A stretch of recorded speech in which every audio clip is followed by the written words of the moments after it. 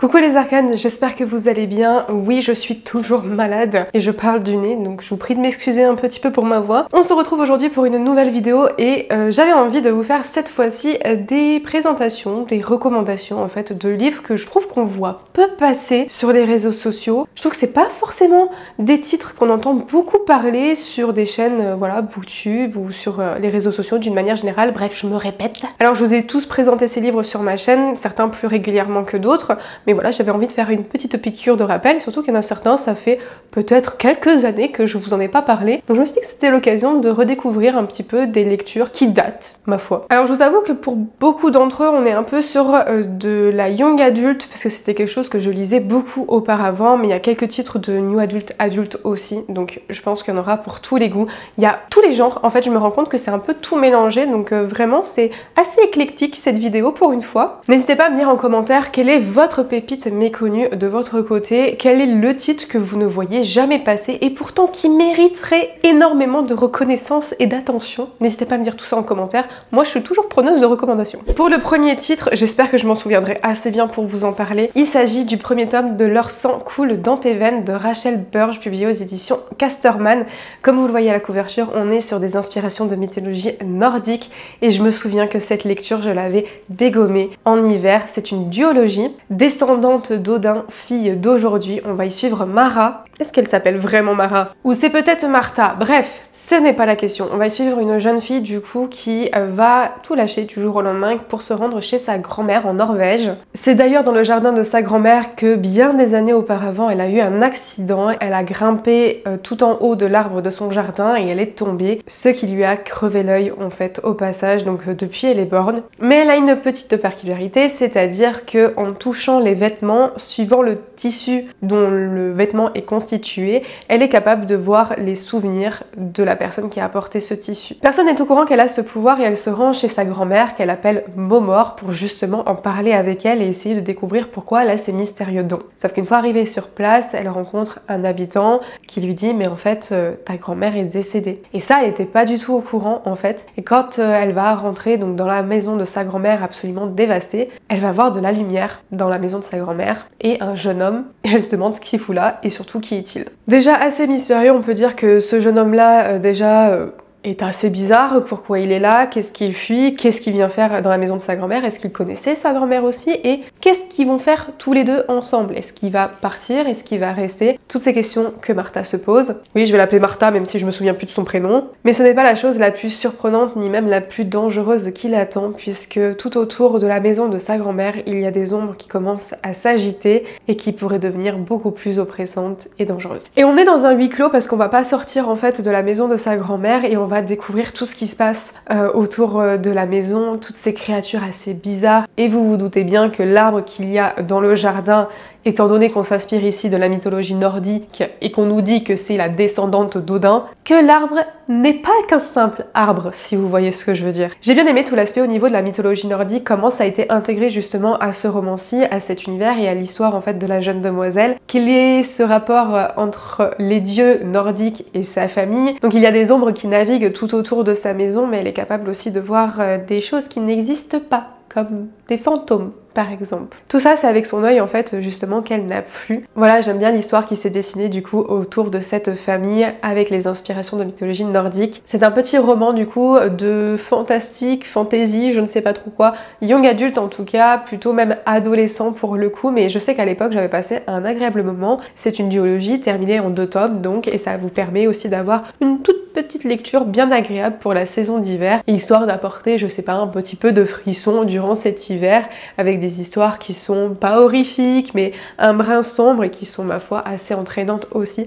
Moi je sais que je l'avais beaucoup aimé cette histoire là et je l'ai vue pas passer sur les réseaux sociaux et pourtant moi j'avais bien aimé, voilà j'ai dévoré les 2 tomes, c'était franchement sympa et c'est toujours dans ma bibliothèque après tant d'années, donc pour vous dire à quel point j'ai aimé. peut-être que je devrais m'en faire une relecture d'ailleurs. Un roman de Cozy Mystery qu'on a vu passer un petit peu à l'époque, une nouvelle édition, donc on l'a vu un petit peu plus repasser sur les réseaux, mais je trouve encore une fois que c'est pas forcément un Cozy Mystery qui est bien mis en avant, pourtant je l'ai trouvé exceptionnel. Et c'est un petit peu une déclaration d'amour à la langue française dans un sens. Il s'agit de Prospérine, virgule point, et la phrase sans fin, donc de Laure d'Argelos, que j'ai eu le plaisir de rencontrer à Lyon il y a quelques temps, il y a quelques mois à peine. Et en fait c'est un roman qui est mis en page d'une certaine manière avec des illustrations tout du long et vous avez aussi des pages qui sont mises en forme de manière un peu différente, voilà, avec des petits mots qui sont en gras, plus exposés, une mise en page par exemple ici sous forme de Z, et en fait c'est la petite ville de Demi-Mot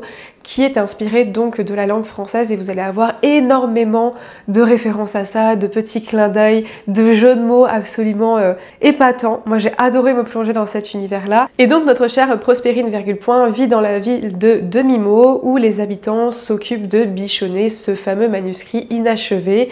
Dans cet univers un petit peu imaginaire comme ça, on se retrouve avec chaque ville qui a son propre manuscrit, donc c'est des gens lambda comme vous et moi qui ont écrit un livre. Enfin voilà, c'est un rapport avec la lecture qui est très important aussi. Et donc Prospérine, virgule point, n'a pas envie de s'occuper du manuscrit inachevé. Elle, ce qu'elle préfère, c'est s'occuper de ses trompettes à pétales puisqu'elle tient une boutique de fleurs. Sauf que tout part en cacahuète quand elle va rentrer un jour dans sa boutique et elle va découvrir qu'il y a eu un meurtre et qu'il y a quelqu'un empalé sur des cisailles. Voilà, donc elle va commencer à vouloir mener l'enquête en compagnie de Honoré qui est un citadin qu'elle trouve énormément exécrable et elle va bien sûr être accompagnée aussi de son petit frère qui est champion de plongée littéraire. Alors dit comme ça vous semble un petit peu confus, mais je vous jure que c'est un univers totalement loufoque qu'a créé Laure d'Argelos, absolument fascinant, original, tout autour de la langue française, en fait en utilisant des jeux de mots. Franchement, je l'ai trouvé absolument palpitant, ce roman, totalement original encore une fois, et j'ai été subjuguée en fait par le côté univers créé autour de la langue. Et vraiment, je trouve ça super d'avoir cette mise en page qui est complètement différente de ce qu'on pourrait voir sur des romans tout à fait classiques. Alors à savoir que cette édition là n'est plus trouvable, moi c'est la toute première édition que j'ai. Maintenant il y en a une nouvelle avec les personnages qui sont dessinés sur la couverture, vous allez retrouver Honoré et Prospérine. Premier Cozy Mystery donc que j'ai lu et j'ai été incroyablement épatée par l'histoire, j'ai été totalement à fond dedans, j'ai adoré, donc je peux que vous recommander cette découverte. Ensuite je vais vous présenter deux romans en un seul, mais ça fait partie d'une trilogie de tomes qui sont complètement indépendants. Donc moi j'ai choisi de lire le tome 1 et le tome 3, donc comme quoi vous pouvez le lire dans l'ordre que vous voulez, vous pouvez en choisir un plutôt qu'un autre, vous n'êtes pas du tout obligé de suivre l'ordre de lecture. Et je parle en fait de L'autre côté du mythe de Floria Boukri qui est publié aux éditions Gulfstream Editor.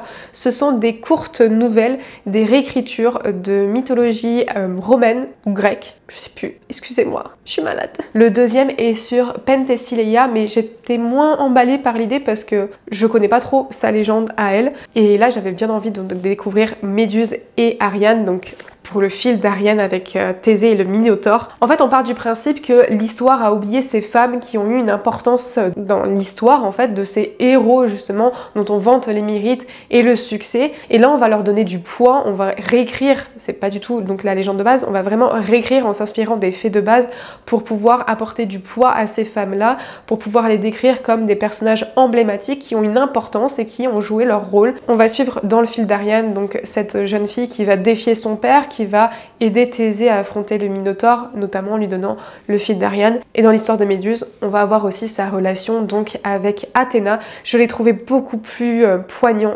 celui-ci, parce qu'on a des trigger warnings aussi, je vous les afficherai ici.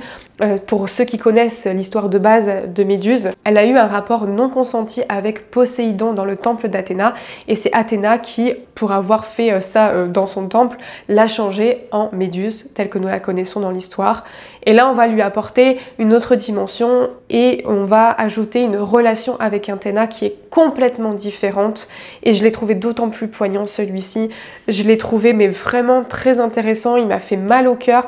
Il est un peu plus petit finalement que Ariane que vous trouvez ici. Mais voilà, ça reste des nouvelles qui sont assez courtes, qui se dévorent et qui vont redonner une place à la femme dans l'histoire. C'est deux salles, deux ambiances. Hein. Honnêtement, je ne connais pas Penthesilea, je sais pas si vous avez eu l'occasion de le découvrir, mais deux salles, deux ambiances. Hein. Là, on est vraiment sur, on va reprendre le mythe classique qu'on connaît de Thésée et on va suivre le point de vue donc de Ariane avec son côté révolte auprès de son père, ce côté de prise de décision et d'émancipation qu'elle va avoir au sein de sa famille et de comment elle va aider Thésée. Donc on est vraiment centré sur ce personnage-là et on va pas non plus totalement dévier de la réalité qu'on connaît de l'histoire. Par contre ici on va complètement dévier, bien qu'on reste avec le fondement et la transformation du coup de Méduse, mais pas du tout pour les mêmes raisons. Bien que la cause reste la même et ça a été mais totalement émouvant. Voilà, ce sont deux titres que j'ai particulièrement aimés et en fait le fait de vous les présenter là, j'ai envie de me découvrir finalement le tome 2 sur Penthesilea, donc je vais peut-être le mettre sur ma wishlist. Mais en tout cas voilà, c'était incroyable, moi j'ai totalement matché avec ces histoires là et je trouve qu'on les a pas vues passer non plus.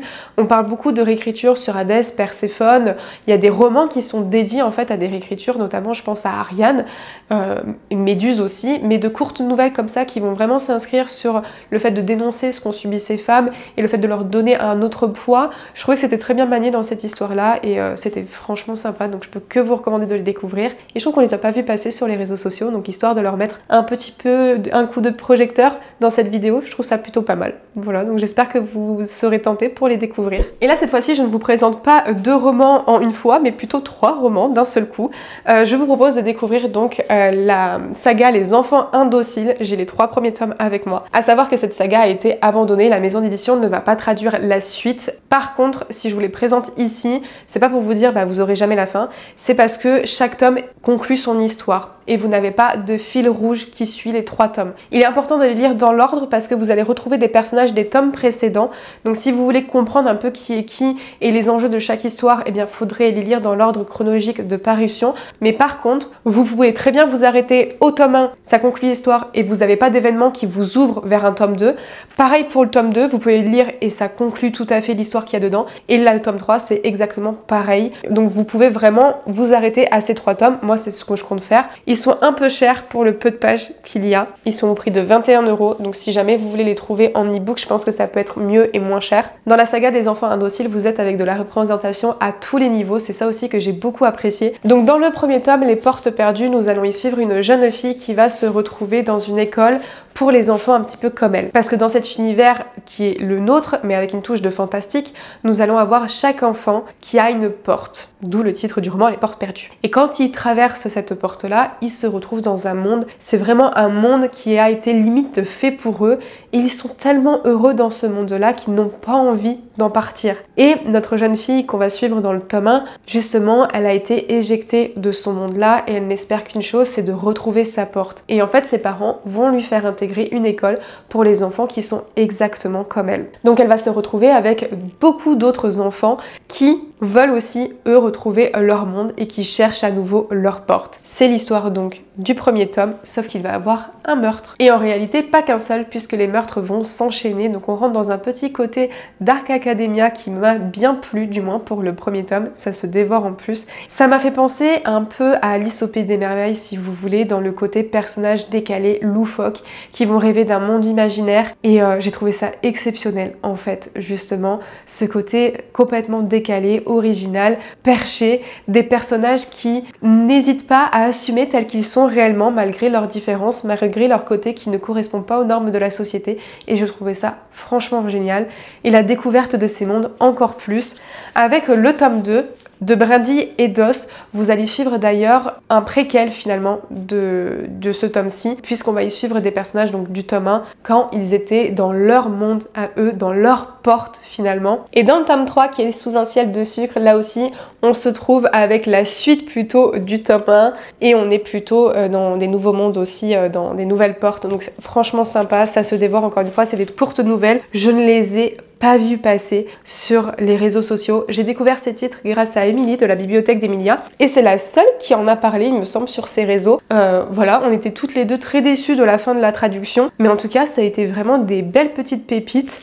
Je comprends pas pourquoi ça n'a pas été plus mis en avant, parce que franchement, si vous voulez quelque chose de complètement décalé, loufoque, en même temps d'assez cosy dans un sens, et c'était franchement génial, donc je peux que vous recommander de les découvrir. Si ça vous fait peur, le fait que ça soit pas fini, rassurez-vous vraiment, vous pouvez vous arrêter à n'importe quel tome, ça fera très bien l'affaire et vous serez pas frustré. Pour les deux derniers titres, je vous en parle souvent, mais là aussi j'ai pas l'impression qu'on les voit beaucoup passer sur les réseaux sociaux. Donc le titre suivant, il s'agit de Tarot de Katie Edwards, qui est publié aux éditions Brajlon. Je trouve qu'ils en ont pas fait une promo de dingue non plus. Il y a 3 tomes qui sont parus pour l'instant, le 4e est en cours d'écriture, donc c'est une saga qui est amenée à continuer et à être traduit aussi, du moins je l'espère. Mais ouais, j'ai l'impression que ça n'a pas été, on va dire, mis en avant sur les différents réseaux sociaux ou peut-être dans les librairies. Je sais pas si vous en avez déjà entendu parler, hormis sur ma chaîne. En tout cas, moi j'ai beaucoup aimé. On est sur de l'urban fantasy qui s'inspire des cartes du tarot divinatoire. Donc nous sommes avec les arcanes majeures qui vont dominer un petit peu une petite ville qui s'apparente à Gotham. Dans cette histoire, donc, nous sommes avec les Atlantes.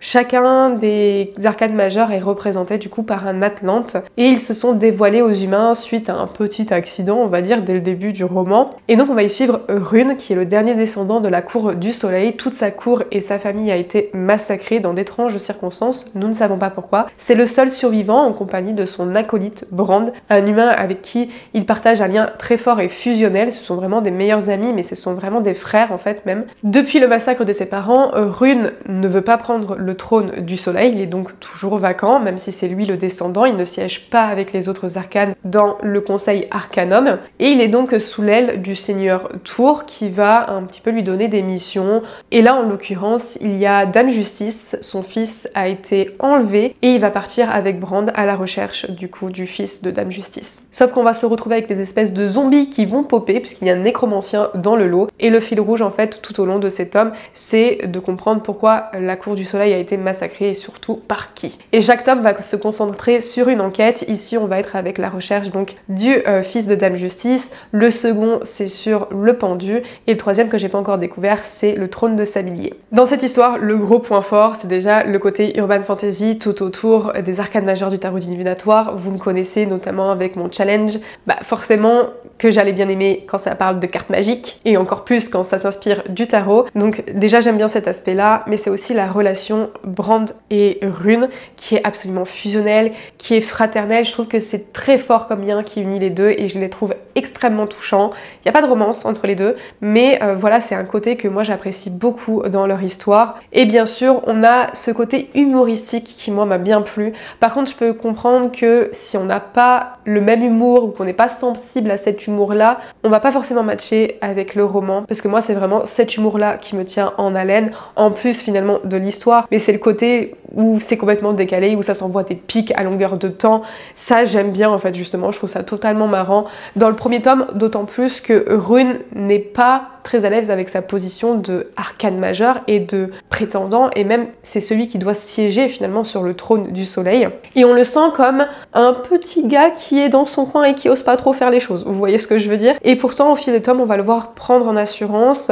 Il y a un côté aussi diversité et une romance MM qui se dessine au fur et à mesure des tomes. Moi j'aime beaucoup, en tout cas j'ai passé un excellent moment et je trouve ça dommage qu'on n'en parle pas plus sur les réseaux sociaux, mais vraiment je l'ai trouvé assez bien construit dans manière ville urbanisée à la Gotham, où on va se retrouver avec des éléments magiques, essayer de déterminer qu'est-ce qui est arrivé à la cour du soleil. Il va y avoir 2 enquêtes en parallèle comme je vous le disais, donc moi j'ai adoré ce fil rouge là de l'histoire, j'ai très hâte de me plonger dans le tome 3 d'ailleurs. Et enfin pour le dernier roman, moi je vous en parle souvent, mais je trouve qu'on le voit pas assez sur les réseaux sociaux, donc je me permets de faire une petite piqûre de rappel. Il s'agit de Porcelaine sous les ruines de Ada Vivalda, donc publié aux éditions Olympe. Ce livre est une pure merveille, ça fait partie aussi de mes livres préférés. On est avec une dystopie mais qui reprend les codes un petit peu de l'historique, si vous voyez ce que je veux dire. En fait, on est dans un monde post-apocalyptique où les gens ont déserté la Terre pour aller vers d'autres planètes. Les habitants qui sont restés sur la Terre ont commencé à se former sous forme d'îlots parce qu'il y a eu la montée des eaux. Donc là, on va se retrouver sur l'île, une petit archipel en fait nommé Hibernia, qui est anciennement l'Irlande, éclatée en différents îlots du coup. Et on va y suivre Alba, qui est une génie exilée sur la Terre depuis des siècles parce qu'elle a accordé trop de vœux aux habitants. Depuis, c'est un petit peu la maîtresse de l'archipel d'Hibernia qui va essayer de la faire prospérer, et d'ailleurs, elle est détentrice d'un secret qui est très prisé par l'archipel voisin, c'est qu'elle arrive en fait à avoir des cultures très florissantes et à subvenir aux besoins donc de ses habitants et d'exporter ce qu'elle fait comme culture à l'archipel voisin. Et l'archipel voisin veut absolument connaître ce secret-là, donc il va envoyer un émissaire pour se rapprocher donc de la belle Alba et essayer de percer ses secrets. Un émissaire assez irritable, qui commence à éveiller ses nerfs et qui est particulièrement séduisant et charmant aussi d'un côté. Donc on va rentrer dans un enemies to lovers